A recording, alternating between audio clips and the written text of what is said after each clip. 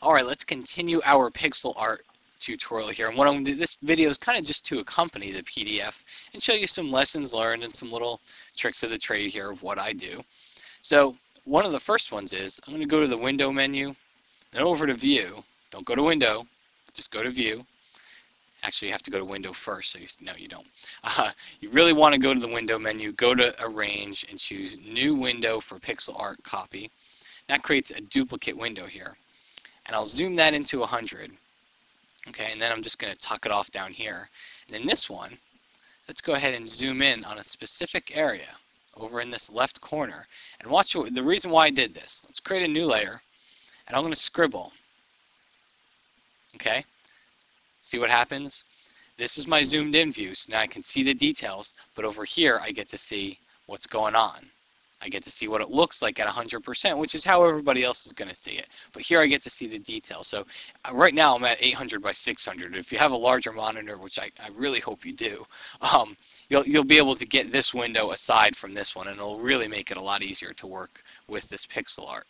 The other thing is you want to create a line, just a baseline. I showed you in part 1 in the PDF how to create this grid, which this grid is going to kind of be your lifeline to creating pixel art images here. Well, you want to come in here and you want to have yourself a line that you can move around and that you can do whatever you need to with. So what I do is we'll start out, just zoom in here. Again, anywhere around 800% works pretty good. Grab the pencil tool. Remember, we want a 1 pixel pencil. We don't want to use the brush to do this. We want the pencil tool. Create a new layer. Make 2 dots. Make 2 more. Make 2 more. Make 2 more. And do this until you really get tired of doing it. So I'll just do it a few times here. So I did 6 of them. Now what I do, go to the Move tool, hold down the Alt key, and that's Option on Mac. Click and drag, and then just tuck the new one down. And then select that top layer and press Control E. And that's Command E on the Mac to merge it together. So now I have 2. And then again, hold down the Alt, Option on the Mac, click and drag to move it and tuck it in, and then merge together. And just do that over and over again until you get a really long line, which I happen to have right here. Now what you want to do is, whenever you're going to work with this line, make a duplicate copy of it, because that's going to be kind of your lifeline. No pun intended. I just mean it's the line that's going to help you create everything, so you don't have to go and recreate that line over and over. So Control J to duplicate it, and then hide this one. Now what we'll do in this tutorial is I'll add another layer on top of this one. So let's just position this guy in right about right there. And then let's duplicate that layer.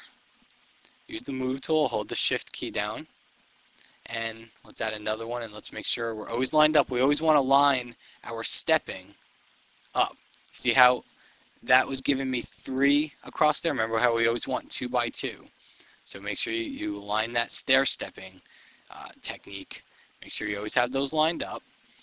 And then merge those 2 layers together. Control E, Command E on the Mac. And now what we'll do is duplicate it again. And you don't want to use free transform. I can go into free transform mode here, and I can rotate this around.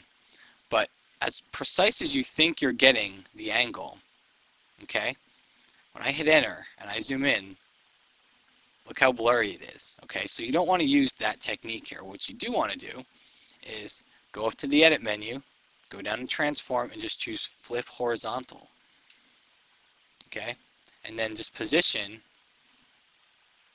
another one right down there. Remember, we always want 2. Position another one. Now I don't need this line here, so what I'll do is I'll grab my eraser, and notice I use the block eraser tool. Probably the only time you'll ever use that. You could use pencil and make it a large pencil, but I use the block, and I'll click once, and then I'll shift click, and it just gets rid of that line. And then I'll duplicate the other one and just move it over right up here.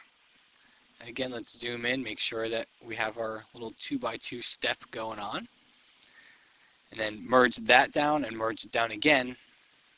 And if I zoom out, now we have a box inside here.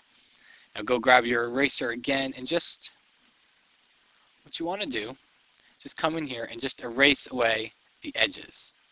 And I don't erase the whole thing because that takes too long.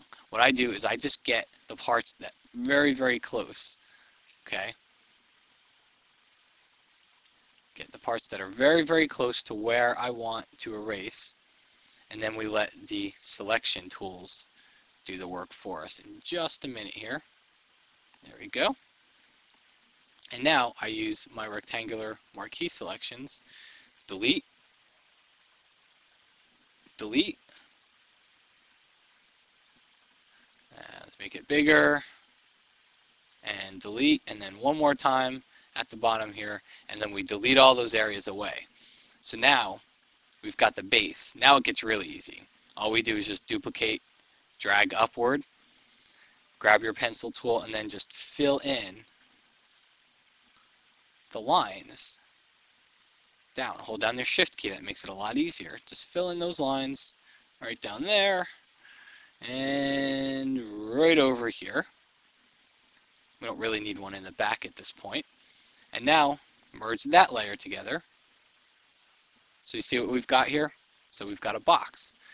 And then once again, go to your eraser tool and use that block and get rid of any of these areas inside here that we just don't need.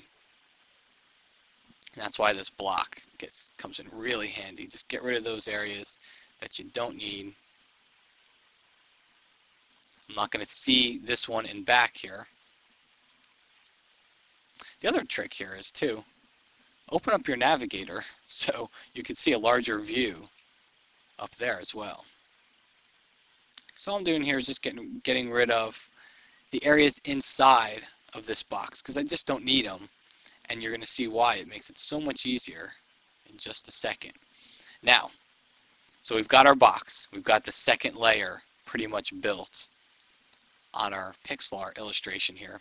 Now what we want to do is fill it with color. Grab your magic wand tool, set the tolerance to 0, and here's the key. Select anti-alias, okay? Or don't select it, deselect it, uncheck it. What we want to do here is click inside that box. If we choose anti-aliasing, it's going to feather our selection.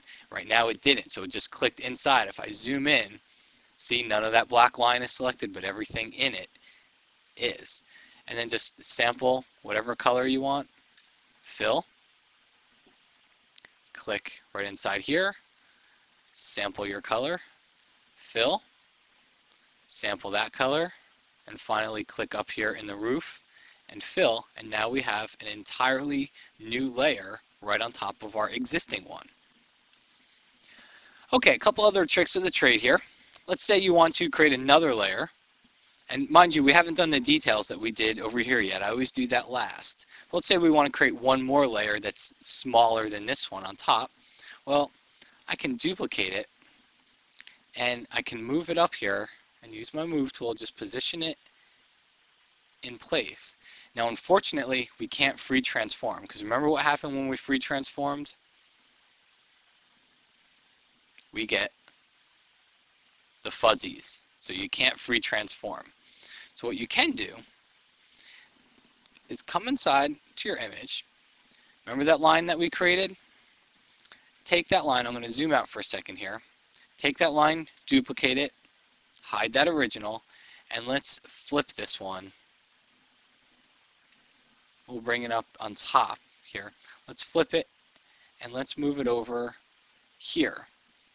Now what I'm going to do is use my magic wand tool here, and I'm going to click. And what's going to happen when I click on this side of the line, it's only working with this line layer, okay? It's going to select everything on that side of the image. If I clicked on that side, it would select that side. So it's going to select everything on that side, and if I just work with this layer, I'm going to duplicate that part of the rectangle there. I'm going to go layer, new, I'm going to choose layer via cut, and there's the keyboard shortcut for it, and watch what happens. Now that's on its own layer. Okay, I can get rid of that line, I can hide it, and then use your move tool, and you can just move that part of the building inward. and it keeps you from having to go in here and just use your arrow keys here. The arrow keys are key. Again, no pun intended. The arrow keys are going to be a lot of help here. Just use your arrow keys there. And now you can see that kept me from having to recreate that entire block all over again. I just selected part of it and I moved it in. And then you can see it's hanging over the back here. Do the same thing, but instead of having a line that runs this way, have a line that goes diagonally this way, and you can just tuck that back in. So you start to learn these techniques to help make your work a lot faster. Now the last thing I want to show you here is in the PDF I showed you how to create these windows, but the windows are kind of the same color as everything else. So what we'll do here is create a new layer on top of it. We'll call it tint, and grab our magic wand tool. Remember, anti-aliasing is off, tolerance is at 0, and click inside. Select your window layer. Make sure whatever you're clicking on, make sure that layer is always targeted, and click right inside of here, and then shift click to select all the other little people and all the other little lines inside there, and you click inside there and it makes that selection. Okay, go up to your tint layer, and then what I do is I sample a blue color, I fill it, and then I just drop the opacity down. So now it looks a little bit more like a window inside here. And what you'd probably want to do is maybe make that highlight a little more lit. But if you turn it on and off, that's on, that's off, and that's on. So it's a little tint inside there. And you can see what we did here is we actually kind of went over that black line. I'm going to show you another little trick here. So I can select my eraser tool. I could set the mode to pencil and choose 1 pixel pencil here. If I click on one of these squares, don't do anything, move down to here and shift click. See, Photoshop just went and it deleted the stair-stepping technique that we just used. Okay? Think of it this way. If I take the pencil and let's say I create a new layer here. Let's say I click. If I shift click down here, see how it creates the stair-stepping pattern for me because it's not aliasing those edges for me. So you can use those same techniques. Click, shift click. You can create your own stair-stepping, but you can use the technique in reverse and you can erase that way as well. So it makes it really easy to erase any overlay that went on those lines. And then let's just get rid of, on our tint layer here, let's get rid of that line. And now we've got a little window tint. And then like many other things that we've done here, just use your move tool, hold down the Alt or Option key, and drag it down. Merge together, well, don't merge together yet. Drag it down once again. And now we've got 3 tint layers, so just merge all those together, and then just duplicate them all the way across. So Photoshop really does a lot of that work for us. Now let's take a look at 100% here. Let me get rid of my line that I know I have floating around here somewhere. There it is. Oh, I must have another one. Anyway, I'm not going to get rid of the line yet, but let's take a look. And we'll merge all our tint layers together, turn them off, turn them on. Now we've got a nice little window tint there. You could always come in and add a color overlay on top of it, because in Florida, well, all of our windows are kind of tinted a darker color. So we'll even add a little bit of a darker tint here. Turn that on and off, and now you've got a little tint. So that is just a couple lessons learned that I have, just so you can kind of see what's going on inside those PDFs. But the PDFs are basically going to be your lifeline to creating what I'm showing you here, and then I just kind of wanted to put it all together and just show you how I do some of this stuff in action. Hope you enjoyed, and I'll see you again next time.